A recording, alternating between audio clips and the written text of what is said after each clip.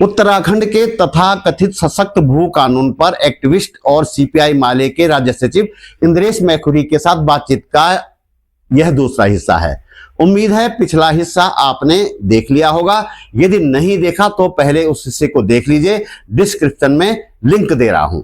दरअसल सशक्त भू कानून कहा तो खूब जा रहा है, लेकिन वह उत्तराखंड में लागू उत्तर प्रदेश जमींदारी विनाश और भूमि व्यवस्था अधिनियम 1950 से भी ज्यादा लचर है।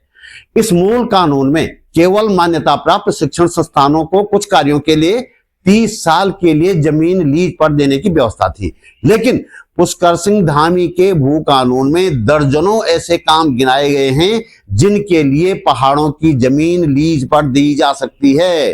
खास बात यह है कि त्रिवेंद्र रावत और खुद धामी ने मूल कानून में जो संशोधन करके उत्तराखंड में जमीनों की लूट की खुली छूट दी थी, वह बदस्तूर जारी है। वीडियो अंत तक देखिएगा।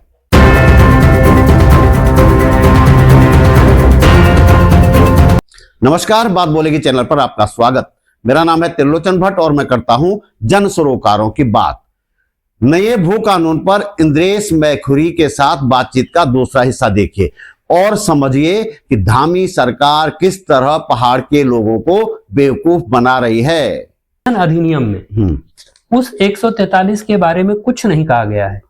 अच्छा, तो इसका आशय क्या है? तो कानून तो ऐसे ही पढ़ा जाता है कि इसका आशय ये है कि 2018 का संशोधन यथावत लागू होगा।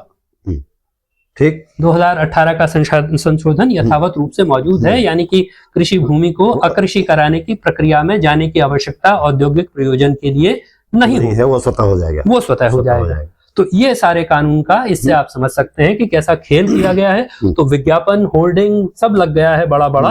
वो कह रहे हैं कि धाकड़ धामी ने बहुत चमत्कार कर दिया है, लेकिन चमत्कार ये कागज पर आप इसको पढ़िए तो चमत्कार आपको समझ में आ जाएगा। ये 16, 17, 18 पन्ने हैं, हिंदी और अंग्रेजी दोनों मिलाकर, बस इतना ही कानून जी। तो कुल मिला के हम ये माने कि बेशक सशक्त है, लेकिन ना तो हमारे पहाड़ बचने वाले हैं और ना जो नदियों के किनारे पे ये तमाम धन्ना सेठ, हमारे कुछ मंत्री भी हैं। यहाँ से जब हम ऋषिकेश से जाते हैं तमाम बड़े बड़े होटल बन रहे हैं। अभी कोई ये जो चर्चा में आए हैं प्रेमचंद अग्रवाल, उनके भी बड़े बड़े होटल बन रहे हैं, बाकी लोगों के भी हैं। तो उनमें कोई रोक टोक की कोई अभी उम्मीद नहीं है कि रुक जाएगी वो जमीन, पहाड़ों में रहेगी, मतलब बिकना तय है कुल मिला के अभी भी।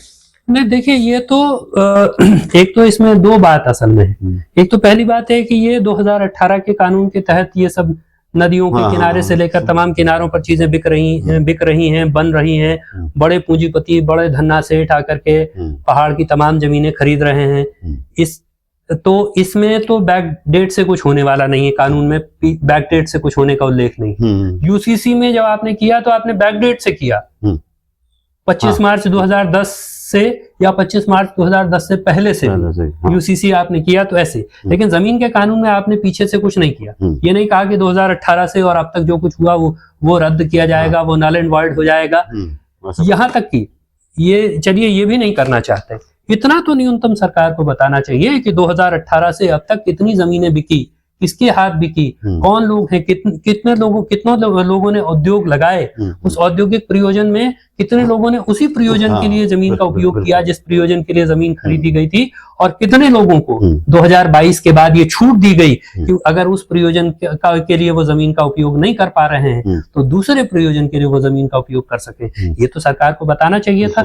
इस पर तो एक श्वेत पत्र इस पर होना जरूरी है कि 2018 से अब तक कितनी जमीनें बिकी और उन जमीनों का क्या उपयोग हुआ, ये तो साफ होना चाहिए था। तो ये भी साफ नहीं हुआ, वो भी नहीं रुकेगा, ये साफ। मतलब धामी जी ने भी जो एक परिवर्तन किया था कि आप उसी प्रयोजन के लिए जमीन इस्तेमाल नहीं करते हैं तो वापस हो जाएगा, जो त्रिवेंद्र सिंह रावत का सब जो इन्होंने खत्म कर दिया था, मतलब वो अभी भी लागू है। आप किसी भी प्रयोजन के लिए ले लें, लेकिन दूसरा प्रयोजन नहीं। प्रयोजन का मसला इन्होंने रखा है। अच्छा, प्रयोजन के मामले में ये कहते हैं, इनका कानून कहता है कि प्रयोजन तो आपको उसी प्रयोजन के लिए इस्तेमाल करना पड़ेगा, लेकिन अगर आप जिस प्रयोजन के लिए अनुमति ले रहे हैं, है ना, तो अगर आप उस प्रयोजन के लिए इस्तेमाल नहीं कर पा रहे हैं और मान लीजिए कि आप फिर उसी प्रयोजन के लिए भूमि को बेच दें, अच्छा, उसी प्रयोजन के लिए बेच दें, तो बेचने की आपको छूट है। अच्छा, ये व्यवस्था है इन्होंने। मतलब मैंने होटल के लिए जैसे या किसी काम के लिए मैंने ले ली जमीन, हाँ, अब मैं आपको बेच रहा हूँ, हाँ, तो अपना मुनाफा लेके मैं आपको बेच सकता हूँ। मुनाफा तो मैं लूंगा ही हाँ, लूंगा। क्योंकि वो कह रहे हैं कि भाई उस प्रयोजन के लिए, तो अगर आपने उस प्रयोजन के लिए खरीदी है, मतलब प्रॉपर्टी डीलिंग का जो मामला है उसके लिए रास्ता है। हाँ, वो रास्ता बिल्कुल साफ तौर पर वो रास्ता बना हुआ। तो इसकी जो कई सालों से भू कानून चलता आ रहा है, कई कमेटियां बनी, फिर कमेटियों की जो सिफारिश थी उससे पढ़ने के लिए भी कमेटियां बनी, तो ये प्रक्रिया किस तरह से चली? देखिए, ये तो जैसा आपने भी प्रश्न किया और हम लोगों ने जितनी बात की उसमें स्पष्ट है कि 2018 के बाद इस बात को लेकर के चर्चा ज्यादा तेज हुई।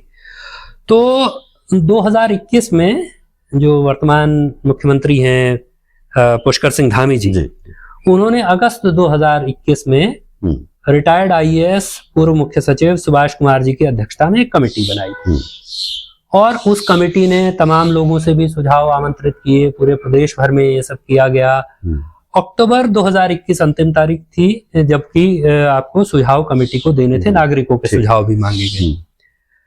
5 सितंबर 2022 को उस कमेटी ने अपनी रिपोर्ट सरकार को सौंपी और अखबारों में ठीक वैसा ही चर्चा हुआ जैसा इस बार इस कानून के पेश होने से पहले चर्चा हो गया।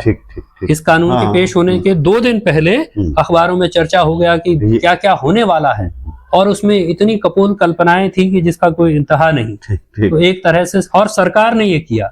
उस दिन कुछ पत्रकारों ने मुझे फोन करके पूछा कि सरकार ऐसा कानून बना रही है। मैंने कहा कि विधानसभा का सत्र चल रहा है, सरकार कैसे बता सकती है कि क्या कानून बना रही है?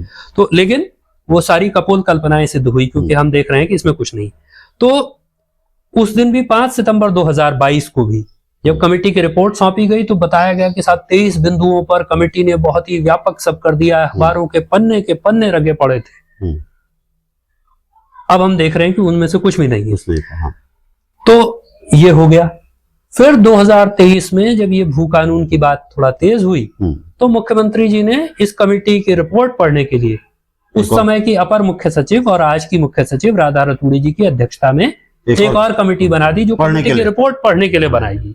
अब यह आश्चर्यजनक है कि कमेटी की रिपोर्ट पढ़ने के लिए एक और कमेटी बनी और उस कमेटी ने क्या पढ़ा, इस कमेटी ने क्या किया, ये पता नहीं। और अभी पिछले दिनों, पिछले महीने, 1-2 महीने से एक प्रक्रिया और चली कि जिलों के स्तर पर, तहसीलों के स्तर पर लोगों से कहा गया कि आप फिर से सुझाव दीजिए। तो बल्कि कर्णप्रयाग में हमारे यहाँ जब मैं गया एसडीएम के यहाँ मीटिंग में, तो मैंने वहाँ विधायक मौजूद थे, स्थानीय विधायक जो हैं, उनके सामने मैंने कहा कि सरकार तो उल्टी प्रक्रिया चला रही है। भाई, आपने पहले रिटायर्ड मुख्य सचिव की अध्यक्षता में राज्य स्तर की कमेटी बनाई। उस राज्य स्तर की कमेटी ने सुझाव मांग लिए। उस राज्य स्तर की कमेटी ने सुझावों को इकट्ठा करके जो किया हो उस रिपोर्ट का, वो सरकार को सौंप दी। और अब जिले के स्तर पर, तहसील के स्तर पर सुझाव मांगे जा रहे हैं 2-3-4 साल बाद। तो ये तो उल्टी प्रक्रिया है। लेकिन सरकार चूंकि वो सिर्फ समय काटना चाहती थी, उसको ठोस रूप से कुछ करना नहीं था, इसलिए उसने इतनी लंबी प्रक्रिया चलाई। केवल लटकाए रखना था, केवल मामले को लटकाए रखना था और ये जाप करते रहना था, ये जपते रहना था कि सशक्त भू कानून, सशक्त भू कानून। तो कहने से तो होता नहीं। इतना, ये जो इतनी लंबी अवधि है जो 2021 से शुरू हो रही है और 2025 पे जाकर के खत्म हो रही है, इतने में हम उत्तराखंड का पूरा नए सिरे से जमीन का कानून लिख सकते थे, नए सिरे से भूमि सुधार का कानून, भूमि संरक्षण का कानून लिख सकते थे, जो कि नहीं किया। अच्छा, एक आखिरी क्वेश्चन मेरा ये है, आपने अभी कहा कि एक नया कानून बना सकते थे, तो एक आदर्श कानून उत्तराखंड के लिए, आदर्श भू कानून कैसा होना चाहिए? देखिए, हम असल में जो यहाँ आंदोलन चल रहे हैं, तमाम लोग बात कह रहे हैं, उसके बीच में भी लोग कह रहे हैं सर जमीन नहीं बिकनी चाहिए।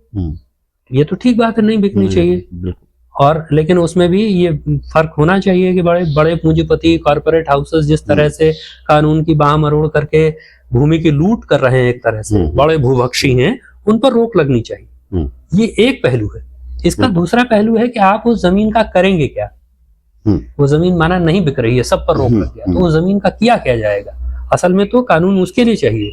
तो एक तरह से हमको जरूरत है कि उत्तराखंड में एक कृषि भूमि के संरक्षण के कानून की आवश्यकता है। कृषि भूमि को उत्पादक बनाने की, उसको लाभकारी बनाने के लिए उपाय करने की जरूरत है। उसके लिए कानूनी व्यवस्था, उसके लिए पूरा तंत्र की व्यवस्था, इंतजाम, बिल्कुल। इस सब की जरूरत है। अभी तो आप देख रहे हैं कि पर्वतीय कृषि धीरे धीरे करके पूरी तरह बंजर हो रही है। तो पहाड़ में खेती बंजर हो रही है और मैदान में उधम सिंह नगर और हरिद्वार की खेती बेचने का इंतजाम सरकार ने कर दिया है। तो कुल मिलाकर के खेती के नाम पर आपके पास बचेगा क्या? कुछ भी नहीं। तो कृषि भूमि के संरक्षण के कानून की इसलिए आवश्यकता है। और इससे पहले हमको जो जरूरत है वो एक तरह से भूमि बंदोबस्त की जरूरत है। यहाँ जो अंतिम भूमि बंदोबस्त हुआ वो 40 साला भूमि बंदोबस्त था, 1958 से 1964 के बीच में हुआ, जो 2004 में खत्म हो गया। तो आपके पास लैंड रिकॉर्ड के नाम पर जो कुछ भी है वो उस समय का है, 1958 से 64 के भूमि बंदोबस्त का ही है। तो एक तो नए सिरे से भूमि बंदोबस्त की जरूरत है, भूमि सुधार की आवश्यकता है। भूमि सुधार के लिए ठोस रूप से कानून बनाने की भी जरूरत है। हिमाचल का कानून, हम कहते हैं हिमाचल में भूमि सुधार का भी कानून बना, भूमि के संरक्षण का कानून बना, भूमि के सुधार का कानून बना, भूमिहीनों को जमीन देने का कानून भी बना। अलग से नियमावली है हिमाचल प्रदेश में। भूमिहीनों को जमीन देने के लिए एक अलग नियमावली है। उनके यहाँ इतनी तरह के जमीन के कानून है। कश्मीर में भूमि सुधार की प्रक्रिया हुई, भूमिहीनों को जमीन देने की प्रक्रिया। और उत्तराखंड में भूमिहीन बहुत ज्यादा लोग हैं। सबसे बड़ी जो दलित आबादी है वो भूमिहीन है। तो जब तक आप कृषि भूमि का रकबा बढ़ाने का इंतजाम नहीं करते, कृषि भूमि का रकबा बढ़ना चाहिए और उसमें भूमिहीनों को भूमि मिलनी चाहिए। आज के दिन पर आप सोचिए, अभी इसी विधानसभा सत्र में सरकार ने बताया कि 88,141 हेक्टेयर भूमि बंजर है इस प्रदेश में। ये सरकार ने विधानसभा के पटल पर बताया।